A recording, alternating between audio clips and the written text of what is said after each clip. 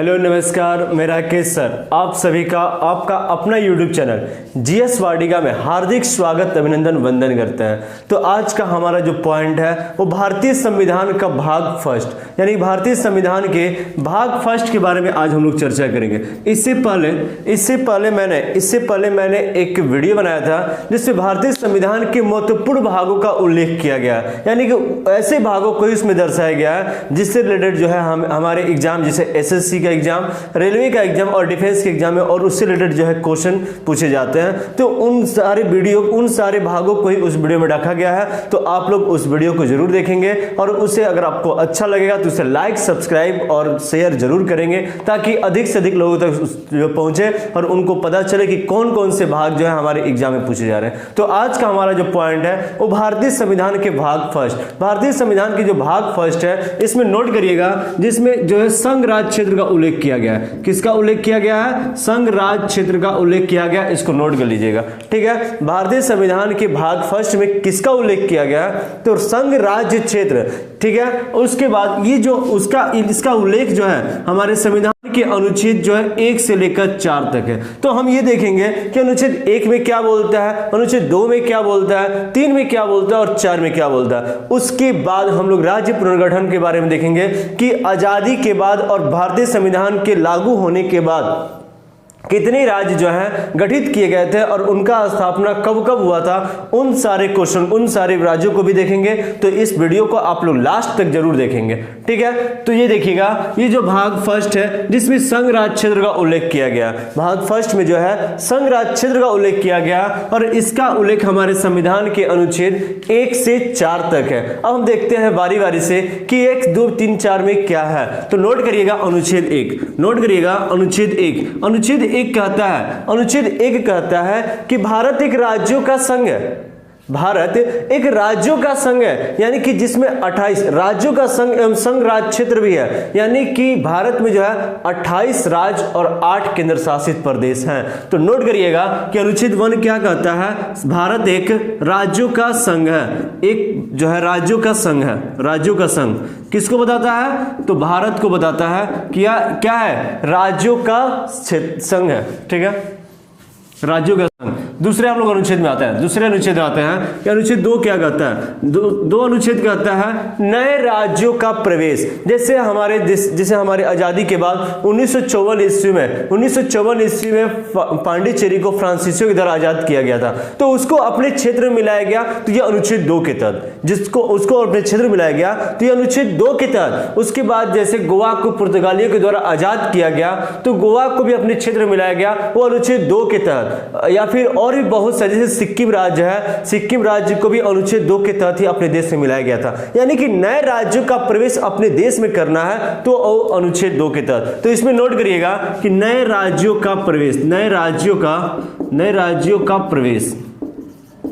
ठीक है, नोट करिएगा नए राज्यों का प्रवेश किस अनुच्छेद में है? तो अनुच्छेद 2 में है। उसके बाद हम लोग बात करते हैं अनुच्छेद 3 की। हम लोग बात करते हैं अनुच्छेद 3 की, यानी कि अनुच्छेद 3 में क्या कहता है? अनुच्छेद 3 ये कहता है कि जो भी हमारे देश में राज्य है, उनके नामों में परिवर्तन तथा उनके क्षेत्रफल का विस्तार और संकीर्ण करने की शक्ति जो है जो संसद को है, और इसका उल्लेख हमारे संविधान के अनुच्छेद 3 में किया गया। तो अनुच्छेद 3 क्या कहता है? नामों तथा क्षेत्रफल में परिवर्तन। कौन सा अनुच्छेद कौन करता है? तो संसद करता है। किस अनुच्छेद के तहत करता है? अनुच्छेद 3 के तहत करता है। इसको नोट करना है। ठीक है, तो लिखिएगा राज्यों के नाम तथा क्षेत्रफल में परिवर्तन। नाम तथा क्षेत्रफल में परिवर्तन किस अनुच्छेद के तहत? तो अनुच्छेद 3 के तहत किया गया और इसका उल्लेख जो हमारे संविधान के भाग फर्स्ट में किया गया। ठीक है, तो अब देखते हैं अब अनुच्छेद 4 क्या कहता है। तो नोट करिएगा अनुच्छेद 4 क्या कहता है? देखिएगा बहुत इंपॉर्टेंट है ये अनुच्छेद और बहुत ही खतरनाक और बहुत ज्यादा कंफ्यूजिंग है। अनुच्छेद 2 और 3 के तहत क्या होता है कि नए 2 के तहत तो नए राज्य का प्रवेश होता है, 3 के तहत जो है नए राज्य का निर्माण भी होता है। इसको मैंने बताना भूल गया, इसको नोट करिएगा। नए राज्य का निर्माण, जैसे तेलंगाना के राज्य का अभी फिलहाल कुछ दिन पहले 2 जून 2014 को जो है आंध्र प्रदेश से अलग काटकर तेलंगाना राज्य का गठन किया गया था। बिहार से अलग काटकर झारखंड राज्य का गठन किया गया, उत्तर प्रदेश से अलग काटकर उत्तराखंड, और ऐसे बहुत सारे राज्यों का गठन किया गया। तो अनुच्छेद 3 के तहत होता है। लेकिन अनुच्छेद 4 क्या कहता है? अनुच्छेद 4 को जरा ध्यान से देखेंगे और ध्यान से सुनेंगे। अनुच्छेद 4 ये कहता है कि अगर 2 और 3, जो अनुच्छेद 2 और 3 में नए राज्य गठन, नए राज्य का प्रवेश हो रहा है और नए राज्य के नाम में परिवर्तन और या फिर उसके नामों का उसके क्षेत्रफल में विस्तार और संकीर्ण किया जा रहा है, तो इसमें जो संशोधन होगा वो एक साधारण बहुमत के द्वारा होगा। वो क्या होगा? एक साधारण बहुमत का द्वारा होगा। इसमें जो है 368 काम नहीं करेगा। और आपको पता होना चाहिए कि अनुच्छेद 368, ये जो अनुच्छेद 368 है, ये संविधान संशोधन किससे संबंधित है? किससे संबंधित है? तो संविधान संशोधन से संबंधित है। लेकिन 2 और 3 के लिए ये जो है संविधान संशोधन काम नहीं करेगा। तो इसको एक लाइन में लिख सकते हैं कि अनुच्छेद 2 प्लस अनुच्छेद 3, अनुच्छेद 2 प्लस अनुच्छेद 3 इज नॉट इक्वल टू अनुच्छेद 368। यानी कि अगर अनुच्छेद 2 और अनुच्छेद 3 के अंतर्गत जो भी काम हो रहे हैं उनको जो है हम अनुच्छेद 368 में नहीं रखेंगे। इस बात को ध्यान देना आप लोगों को, ठीक है। तो अनुच्छेद 4 के तहत, अनुच्छेद 4 में बोला गया है तो अनुच्छेद 2 और 3 में जो है जो भी संशोधन किए जा रहे हैं, जो भी कुछ किया जा रहा है, उसको 368 के अंतर्गत हम लोग नहीं रखेंगे, ठीक है। अब देखिएगा, लेकिन कुछ ऐसे भाग होते हैं, नए राज्य का निर्माण करना, इसका उल्लेख हमारे 368 से संबंधित नहीं है। नए राज्य का जो प्रवेश हो रहा है उसका भी उल्लेख हमारे 368 से संबंधित नहीं है। लेकिन जैसे हम अपने किसी क्षेत्र को किसी अन्य देश को देते हैं, जैसे बेरुवाड़ी क्षेत्र, नोट करिएगा, बहुत इंपॉर्टेंट है, स्टार बनाकर नोट करिएगा। बेरुवाड़ी क्षेत्र के बारे में नोट करिएगा। ये जो बेरुवाड़ी क्षेत्र है, इसको 1960 ईस्वी में पाकिस्तान को सौंपा गया। किसको सौंपा गया? पाकिस्तान को सौंपा गया। लेकिन 368 के संविधान संशोधन के द्वारा ही, यानी कि इस क्षेत्र में जो है अनुच्छेद 368 काम किया था। यानी कि हम बहुत एक बात सोच सकते हैं और एक बात दिमाग में डाल लेते हैं कि भारत हमारा देश बहुत चालाक देश है, नए राज्य के प्रवेश में तो कोई दिक्कत नहीं और आसानी से ले लेगा, कोई मतलब ही नहीं है। लेकिन अगर कोई भी क्षेत्र देना होगा तो यहाँ पे तो आदमी बुखार नहीं देते हैं, तो अपना क्षेत्र कैसे दे देता है? तो ठीक है, उसी तरह अगर उसको कोई क्षेत्र देना होगा तो एक संविधान संशोधन होगा और उस संविधान संशोधन का उल्लेख हमारे अनुच्छेद 368 में किया गया है। इस चीज को नोट करना है। और इस प्रकार हमारा अनुच्छेद 1, 2, 3 और 4 कंप्लीट होता है। अब हम लोग देखते हैं राज्यों का गठन कैसे होता है। जैसे हमारे देश का संविधान लागू हुआ 26 जनवरी 1950, उसके बाद जो है अलग अलग बहुत सारे राज्यों का गठन होता है और उन सारे राज्यों को हम लोग देखते हैं। आप लोग को उम्मीद करते हैं कि ये जो है अच्छा लगेगा और इस वीडियो को लास्ट तक जरूर देखेंगे, ठीक है। तो हम लोग देखते हैं कि इस राज्यों का पुनर्गठन, तो हम लोग स्टार्ट करते हैं राज्यों का पुनर्गठन, राज्यों का गठन। तो हम लोग राज्यों का गठन देखते हैं कि कब कब जो है राज्यों का कौन कौन से राज्य का गठन किया गया था। तो सबसे पहले सन 1953 ईस्वी में एक भाषाई के आधार पर पहला बार जो राज्य का गठन किया गया था उस राज्य का नाम है आंध्र प्रदेश। तो आंध्र प्रदेश का गठन कब किया गया था? तो 1953 ईस्वी में किया गया था, ठीक है। और यह जो है पहला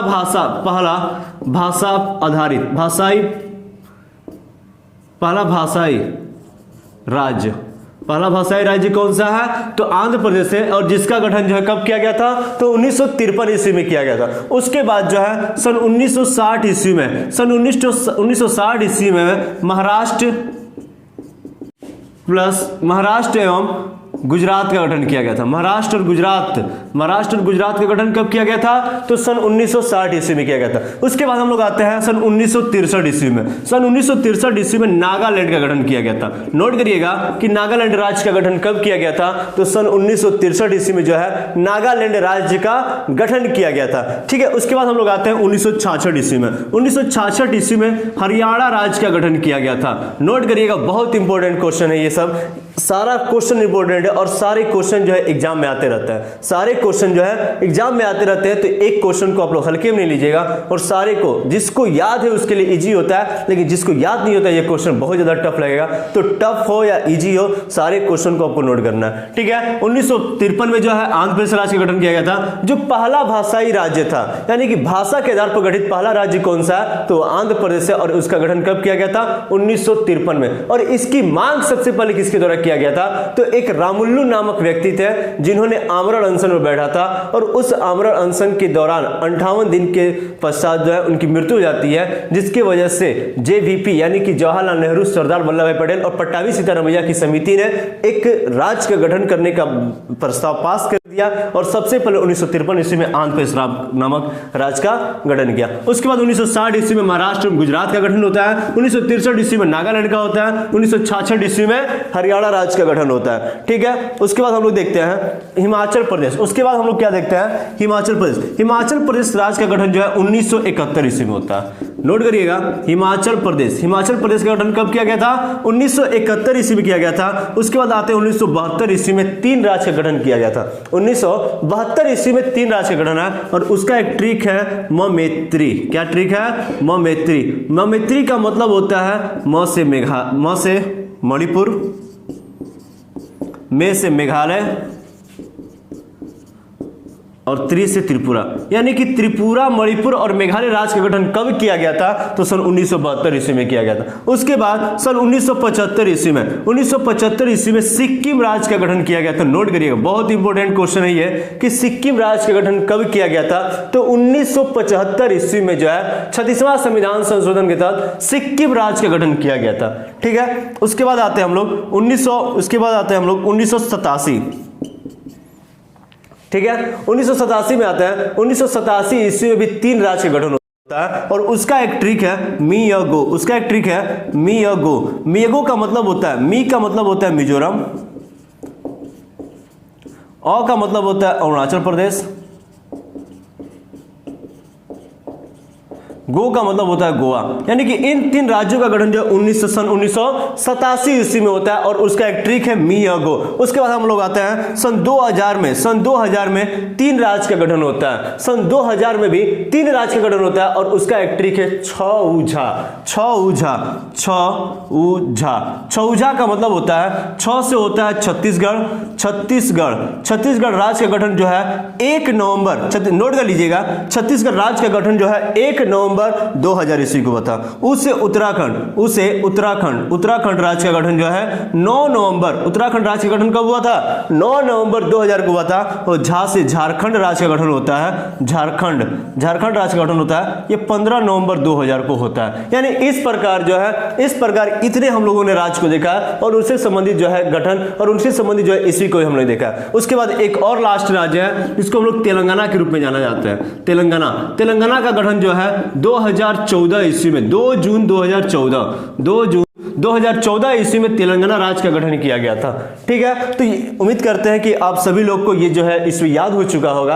आप इन सारे ईस्वी को अगर याद नहीं हुआ तो आप लोग जरूर याद करेंगे और सारे क्वेश्चन को नोट करेंगे। ये बहुत ही इंपॉर्टेंट और बहुत ही खतरनाक क्वेश्चन है सभी, क्योंकि ये हमेशा क्वेश्चन आते रहते हैं। तो आप लोग उम्मीद करते हैं कि सारे क्वेश्चन को आप लोग याद करो, सारे ईस्वी को याद कर लिए होंगे और आप लोगों का ये वीडियो अच्छा लगा होगा तो आप लोग इसे लाइक, सब्सक्राइब और शेयर जरूर करेंगे ताकि ये वीडियो दूर दूर लोगों तक जाए और उसका जो है पूरे जो है उन लोगों को भी जो है पूरी ईस्वी सन हो याद हो जाए, ठीक है। जिस वाटिका में आप सभी का एक बार फिर से मैं हार्दिक स्वागत अभिनंदन करता हूं। धन्यवाद।